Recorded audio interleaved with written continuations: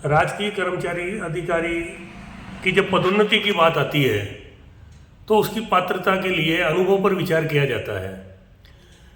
उसके द्वारा व्यतीत की गई सेवा अवधि को ही अनुभव मान लिया जाता है, किंतु अब ऐसा नहीं है।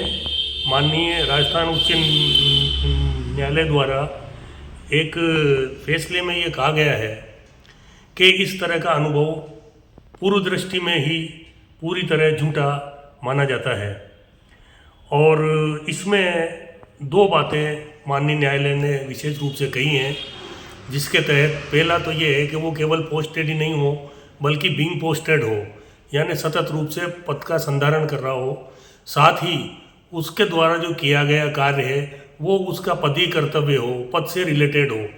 अगर वो उसका कार्य पदी नहीं है तो भी अनुभव मान्य नहीं होगा। और यदि वह अपने पद पर पदस्थापित तो है किंतु कहीं और वो जो है कार्य कर रहा है तो वो अनुभव उसमें शामिल नहीं होगा। ये बहुत ही लोकप्रिय और बहुत ही अच्छा और बहुत ही सुंदर फैसला है जो हमारे माननीय जस्टिस श्रीमती बेला एम त्रिवेदी द्वारा दिया गया है। यदि मैं सरल शब्दों में कहूँ तो ये है कि जो कर्मचारी पदस्थापित तो अपने पद पर है किंतु कार्य कहीं और कर रहा है, या वो कार्य कर रहा है जो उसका नहीं है। उदाहरण के लिए कोई ऑफिस में मंत्रालय कर्मचारी है और वह लाइब्रेरियन का कार्य कर रहा है तो ऐसा अनुभव मान्य नहीं होगा।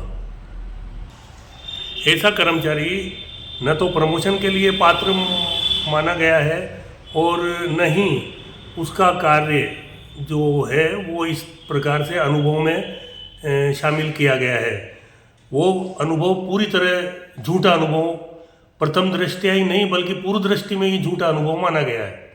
इसलिए जिस राज्य कर्मचारी को प्रमोशन चाहिए उसके लिए जरूरी है कि वो सतत रूप से बीइंग पोस्टेड रहे और अपने पद का रिलेवेंट वर्क ही करे।